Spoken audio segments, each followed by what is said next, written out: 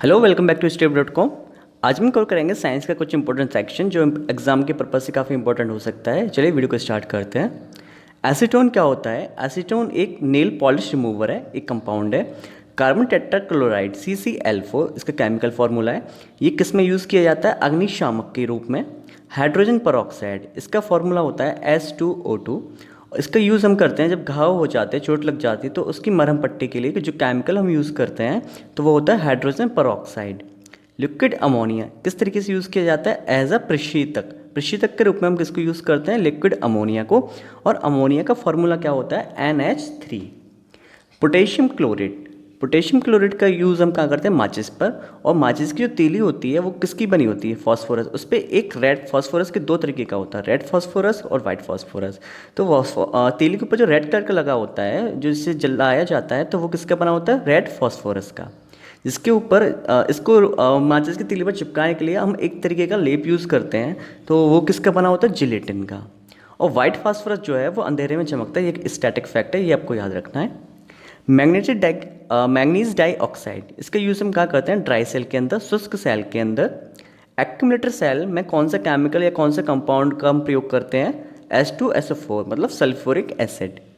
Calcium sulphate या gypsum इसका प्रयोग हम क्या करते हैं? क्षारीय भूमि सुधारक, मतलब जब सॉइल की सैलिनिटी बढ़ जाती है, सॉइल की क्षारीय क्षमता बढ़ जाती है, उसको कम करने के लिए हम कैल्शियम सल्फेट का यूज़ करते हैं, जिप्सम का यूज़ करते हैं। और जिप्सम का फॉर्मूला क्या होता है? CaSO4 × 2H2O।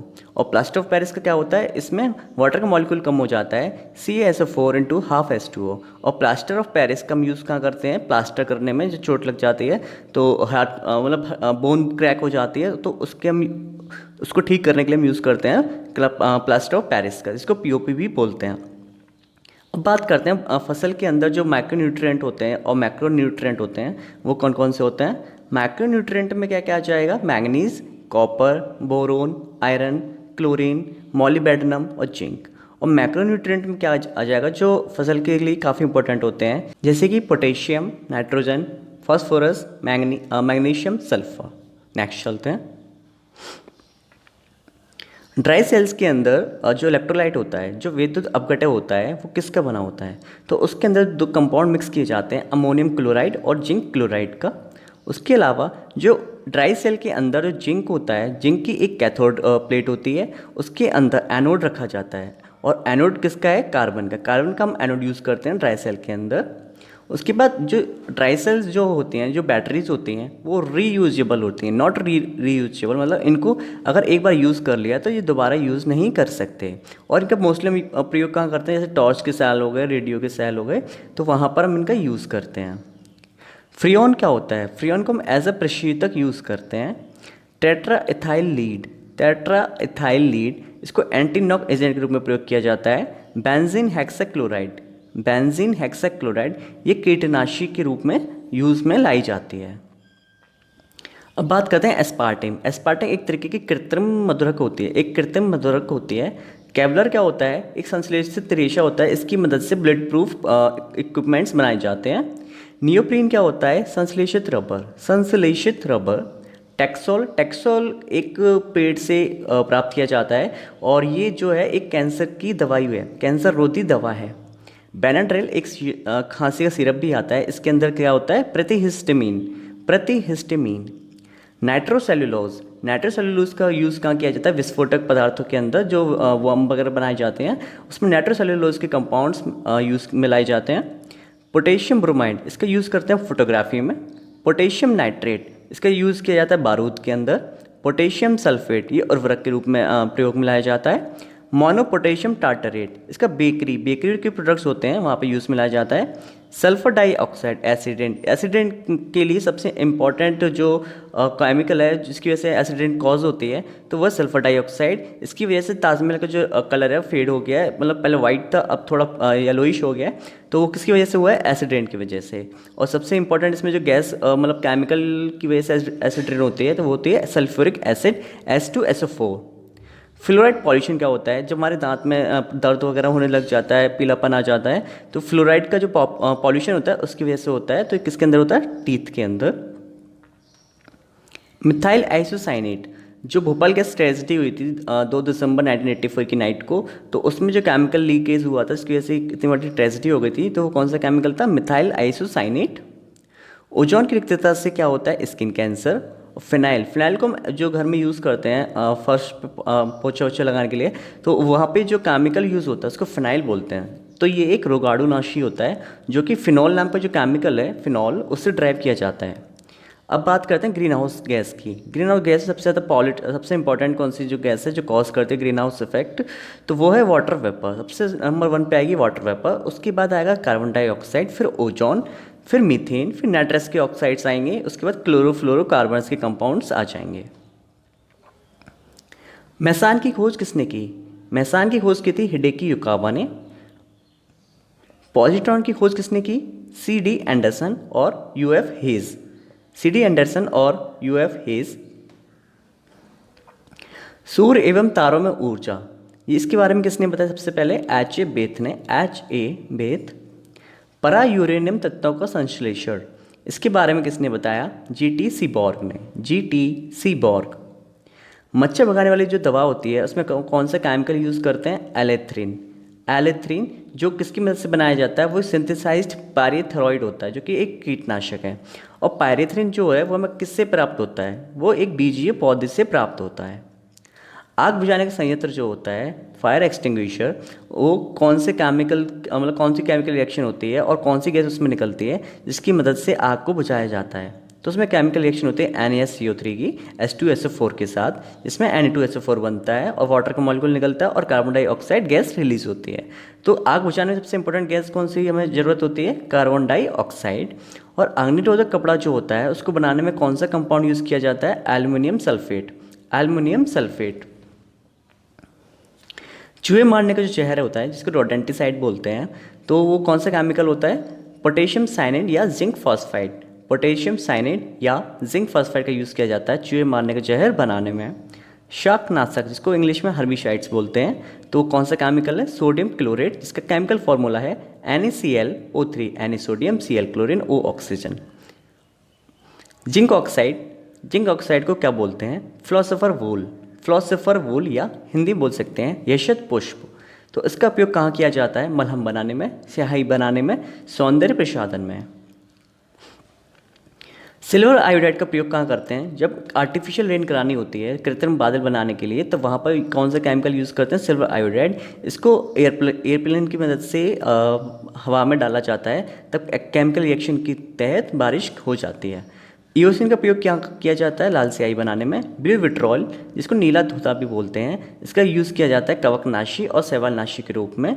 सिल्वर क्लोराइड, इसको हॉर्न सिल्वर भी बोलते हैं। सिल्वर क्लोराइड को क्या बोलते हैं? Horn silver. Lightning conductor, lightning conductor क्या होते हैं? जो बड़ी बड़ी बिल्डिंग्स होती हैं उनकी छत पर एक पोल लगा दिया जाता है, जिसकी मदद से अगर लाइटनिंग कभी बिजली गिरती है तो उस पोल की मदद से वो सारी बिजली ज़मीन के अंदर चली जाती है। तो वो जो पोल बना है वो कौन से मेटल का बना होता है? तो वो बना होता है कॉपर या एल्युमिनियम का। मॉर्फिन क्या है? मॉर्फिन एक दर्द निवारक दवा है जिसको प्रयोग में लाया जाता है, ज़्यादा पेन हो रहा होता है। और ये इसको इंग्लिश में कौन सा साइंटिफिक टर्म यूज़ करते हैं मॉर्फिन के लिए? एनाल्जेसिक्स। एनाल्जेसिक्स। सोडियम क्या है? सोडियम एक काफ़ी रिएक्टिव मेटल है। इसका इलेक्ट्रॉनिक कॉन्फ़िगरेशन होता है जो हम निकालते हैं 281, क्योंकि सोडियम का एटॉमिक नंबर कितना है? 11। तो इसके लास्ट वैलेंसी शेल में कितने इलेक्ट्रॉन आएंगे? 1। और ये हवा में इतना रिएक्टिव होता है कि अगर उसको हवा में खुला छोड़ दिया जाए तो ऑक्सीजन से रिएक्शन करके सोडियम ऑक्साइड्स बना देता है। इसीलिए इसको इसके मूल रूप में रखने के लिए हम इसको किस में रखते हैं? केरोसिन ऑयल में, मतलब मिट्टी के तेल में इसको रखते हैं ताकि ये रिएक्शन ना करे। और सोडियम जो है इतना सॉफ्ट होता है, इसको चाकू की मदद से ईजिली काटा जा सकता है। सोडियम को चाकू की मदद से ईजिली काटा जा सकता है। मैग्नीशियम का उपयोग कहाँ किया जाता है? आतिशबाजी बनाने में। टंगस्टन का कहाँ यूज़ होता है? बल्ब के अंदर जो फिलामेंट होता है उसमें टंगस्टन का बना होता है। यूरेनियम का यूज़ कहाँ करते हैं? परमाणु बम में। जिंक का प्रयोग किया जाता है गैल्वेनाइजेशन की जो रिएक्शन होती है, जो प्रोसेस होती है, उसके अंदर हम किसका यूज़ करते हैं? जिंक का। सिंदूर जो है उसका केमिकल फार्मूला क्या हो जाएगा? Mercuric sulphide. इसको रिप्रेजेंट कैसे करेंगे? Hg, जो मरकरी का सिंबल है, और S सल्फर का। ड्राई क्लीनिंग में जो केमिकल यूज़ होते हैं वो कौन कौन से हैं? बेंजीन, C6H6, पेट्रोल और अल्कोहल। सोडियम क्रोमेट कौन सा रंग आपूर्त होता है सोडियम क्रोमेट से? लाल रंग। कौन सा रंग? लाल रंग। अब बात करते हैं यूरिया के बारे में। यूरिया एक कार्बोनिक कंपाउंड है। यूरिया एक कार्बोनिक कंपाउंड है। इसका केमिकल फॉर्मूला है NH2CONH2। NH2CONH2। इसमें सबसे ज़्यादा क्या होता है, नाइट्रोजन का जो कंपाउंड है वो सबसे ज़्यादा होता है इसमें 46.77%।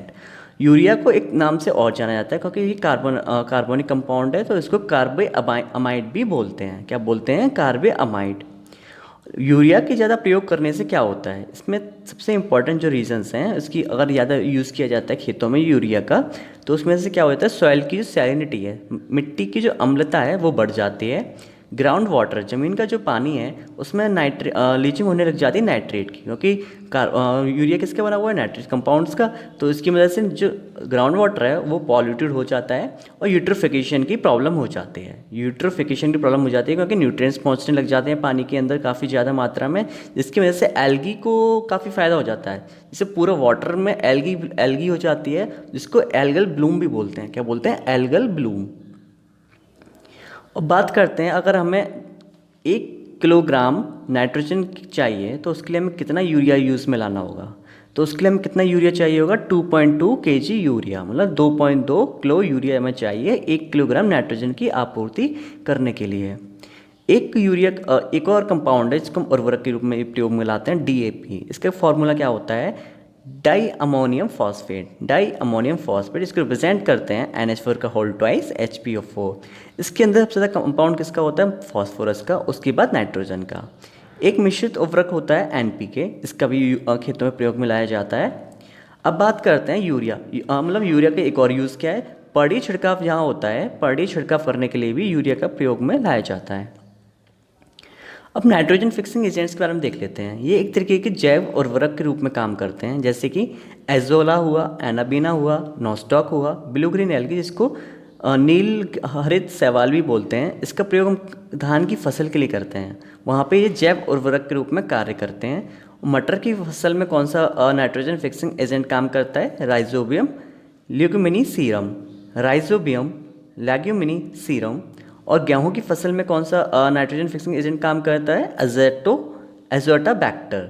एजोटाबैक्टर। इमल्सिफिकेशन जो प्रोसेस है उसमें क्या होता है, जो साबुन है वो हमारे कपड़ों से या किसी भी मतलब जहाँ भी किसी तरीके से ग्रीस का दाग लग गया होता है उसको हटाने में कौन से यूज़ करते हैं प्रोसेस? इमल्सिफिकेशन। डिटर्जेंट जो होते हैं वो जल का पृष्ठ तनाव घटा देते हैं, जल का पृष्ठ तनाव घटा देते हैं।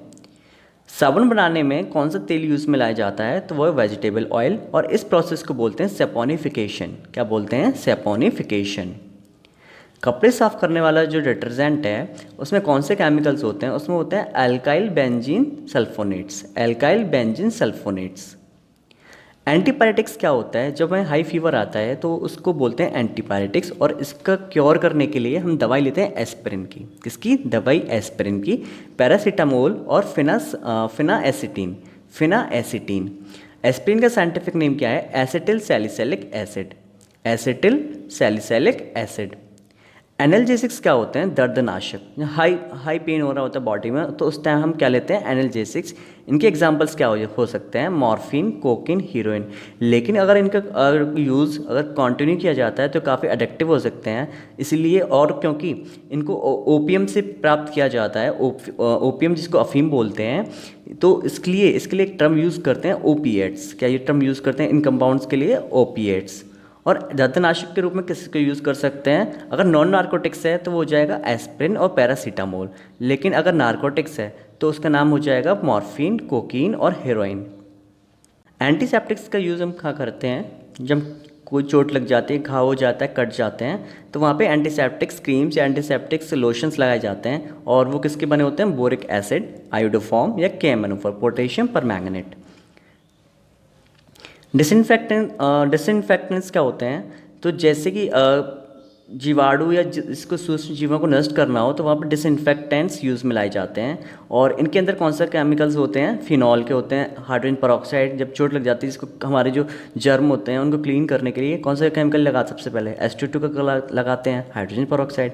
ब्लीचिंग पाउडर यूज़ करते हैं। क्लोरीन, पानी में जो कीटाणु हो जाते हैं उनको मारने के लिए क्लोरीन यूज़ करते हैं। और सल्फर डाइऑक्साइड। ट्रैंकुलाइजर्स क्या होते हैं, जब मानसिक तनाव कम करना होता है तब ट्रैंकुलाइजर्स दिए जाते हैं। तो उसका एक केमिकल है, एक कंपाउंड है रेस्पराइन, रेजरपाइन। अब बात करते हैं पेनिसिलियम नोटिटम। ये एक एंटीबायोटिक है। इसकी खोज किसने की थी, अलेक्जेंडर फ्लेमिंग ने 1929 में। फूड प्रिजर्वेटिव्स मतलब खाने को सुरक्षित रखने के लिए जो कंपाउंड्स यूज़ होते हैं, जो केमिकल हम यूज़ करते हैं, उसमें सबसे ज़्यादा इंपॉर्टेंट होता है सोडियम बेंजोएट। और कौन कौन से हो सकते हैं, सोडियम मेटाबाइसल्फाइड, सॉर्बिक एसिड भी हो सकता है और इपॉक्साइड भी हो सकता है। दूध में जो खट्टापन आता है वो किसकी मदद से आता है, लैक्टिक एसिड की मदद से। लैक्टिक एसिड, दूध के अंदर क्या होता है, लैक्टिक एसिड। जो माइन है, खदानें हैं, उनमें मैक्सिमम विस्फोट किसकी वजह से होता है, क्योंकि वहाँ पे मीथेन और एयर के बीच में रिएक्शन हो जाती है जिस वजह से वहाँ पे विस्फोट हो जाता है। ट्राई नाइट्रोग्लिसरीन एक तरीके का विस्फोटक द्रव होता है जिसको नोबल ऑयल भी बोलते हैं। क्या बोलते हैं, नोबल ऑयल। और ये किसकी मदद से बना होता है, ग्लिसरॉल की मदद से बना होता है, ग्लिसरॉल की मदद से बना होता है। RDX ये भी एक तरीके का विस्फोटक पदार्थ है और इसका दूसरा नाम क्या है, साइक्लोनाइट के नाम से इसको जाना जाता है, साइक्लोनाइट। और इसकी खोज किसने की थी, जॉर्ज फ्रेडरिक हैनिंग ने। ये क्वेश्चन पूछे गए हैं, एक एक क्वेश्चन में एक एक फैक्ट, इसमें एकदम एक क्वेश्चन है। तो इसकी खोज किसने की थी, जॉर्ज फ्रेडरिक हैनिंग ने। और इसका केमिकल कंपाउंड का क्या फॉर्मूला है, C3H6N6O6। तो इसमें 4 कंपाउंड होते हैं, कार्बन के, हाइड्रोजन के, नाइट्रोजन के और ऑक्सीजन के। इसको 2 नाम से और जाना जाता है, हेक्सोजन और T4। TNT की फुल फॉर्म क्या है, ट्राई नाइट्रोटोलुइन। ये भी एक विस्फोटक पदार्थ है। TNP की फुल फॉर्म क्या है, ट्राई नाइट्रोफिनॉल, जिसको पिक्रिक अम्ल के रूप में भी जाना जाता है, पिक्रिक अम्ल। पोटेशियम क्लोराइड भी एक विस्फोटक पदार्थ है। अब बात करते हैं नाइट्रोग्लिसरीन के बारे में। इसमें जो इंपॉर्टेंट कॉन्स्टिट्यूएंट हैं, आवश्यक संघटक हैं, वो कौन कौन से हैं, कॉर्डाइट, ब्लास्टिक जिलेटिन, डायनामाइट। कौन कौन से, कॉर्डाइट, ब्लास्टिक जिलेटिन और डायनामाइट। डायनामाइट बनाने में किसका यूज़ करते हैं, ग्लाइसरॉल ट्राइनाइट्रेट का। और डायनामाइट की खोज किसने की थी, अल्फ्रेड नोबेल ने 1860s में। किसने, अल्फ्रेड नोबेल ने 1860s में। एमोटोल बनाने में किसका यूज़ किया जाता है, TNT trinitrotoluene plus ammonium nitrate. अलवली कलर क्या होता है, समुद्री जल की प्रोसेस में यूज़ की जाती है अलवली कलर की प्रोसेस। प्रतिलोम पराशरण, इसको रिवर्स ऑस्मोसिस बोलते हैं, जो पेयजल बनाने की प्रोसेस में यूज़ में लाई जाती है विकृतिकरण प्रोटीन के लिए। और पाश्चुरीकरण, दूध का जो निर्जमीकरण होता है, तो वहाँ पे कौन सी प्रोसेस होती है, पाश्चराइजेशन। एंडोस्कोपी क्या है, जो हमारे इंटरनल ऑर्गन का, पेट के अंदर का चेकअप किया जाता है, तो वहाँ पे जो साइंस यूज़ में लाई जाती है उसको एंडोस्कोपी बोलते हैं। और जिस टूल की मदद से, जिस इक्विपमेंट की मदद से ये सारा चेकअप किया जाता है उसको बोलते हैं एंडोस्कोप। तो एंडोस्कोप में जो टेक्निक यूज़ की जाती है, वो कौन सी टेक्निक यूज़ की जाती है, टोटल इंटरनल रिफ्लेक्शन। मिशन इंद्रधनुष कब चलाया गया था, 25 दिसंबर 2014 को। इसको किसने चलाया था, ministry of health and family welfare ने। और ये क्यों चलाया गया था, बच्चों तथा गर्भवती महिलाओं में टीकाकरण करने के लिए। कब चलाया गया था, 25 दिसंबर 2014 को।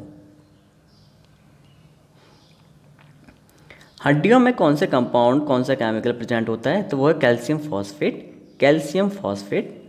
आमाशय रस में कौन सा एसिड होता है, हाइड्रोक्लोरिक एसिड। अंगूर के रस में क्या होता है, टार्टेरिक एसिड। लैक्टोबैसिलस क्या होता है, इसको दही बनाने में यूज़ में लाया जाता है, ईस्ट, खमीर। इसको कहाँ से प्राप्त किया जाता है, इसको यूज़ कहाँ किया जाता है, अल्कोहल उत्पादन में। जब अल्कोहल बनाया जाता है तो वहाँ पे हम ईस्ट का प्रयोग करते हैं। राइजोबियम क्या है, ये मैंने आपको बताया था, एक नाइट्रोजन फिक्सेशन के रूप में प्रयोग में लाया जाता है। एस्परजिलस, इसको सिट्रिक एसिड बनाने में यूज़ में लाया जाता है। बैसिलस क्लोथोरेंजियंसिस, इसका यूज़ में लाया जाता है जैविक कीटनाशक के रूप में, जैविक कीटनाशक के रूप में। वर्ल्ड टीबी डे कब होता है? 24 मार्च को। वर्ल्ड एड्स डे कब होता है? 1 दिसंबर को। इंटरनेशनल ओजोन डे 16 सितंबर को मनाया जाता है। विश्व अल्पसंख्यक दिवस 18 नवंबर। विश्व पशु दिवस 4 अक्टूबर। वर्ल्ड लेप्रोसी डे जनवरी का जो लास्ट संडे होता है उस दिन मनाया जाता है। विश्व खाद्य दिवस 16 अक्टूबर। डायबिटीज़ डे 14 नवंबर। डायबिटीज़ डे 14 नवंबर। अब नेक्स्ट है इलेक्ट्रोकार्डियोग्राफी, जिसको ईसीजी बोलते हैं। ये किस लिए होता है? हार्ट का चेकअप करने के लिए। इलेक्ट्रोएन्सीफेलोग्राफी ईईजी, इसको बोलते हैं ब्रेन का जब चेकअप करते हैं तो उसको में कौन सी साइंस यूज़ में होती है? इलेक्ट्रोएन्सीफेलोग्राफी। नेक्स्ट इज इलेक्ट्रोमायोग्राफी, जब मसल्स के बारे में जानना होता है तो ईएमजी की जाती है। और इलेक्ट्रो ऑक्यूलोग्राफी आई की चेकअप करने के लिए यूज़ में लाई जाती है, इसको बोलते हैं ईओजी। तो एग्जाम में कैसे पूछा जाता है? ये ईसीजी लिख दिया जाएगा, ईईजी लिख दिया जाएगा, ईएमजी लिख दिया जाएगा, ईओजी लिख दिया जाएगा और साइड में एक मैचिंग कॉलम बना के ये क्वेश्चन दे दिया जाता है। तो वहाँ पर थोड़ा कन्फ्यूजन हो जाता है, इसलिए चारों ये काफ़ी इंपॉर्टेंट हो जाते हैं एग्जाम के पर्पज़ से। आज की वीडियो में इतना ही, मिलते हैं नेक्स्ट वीडियो में। Thank you for watching.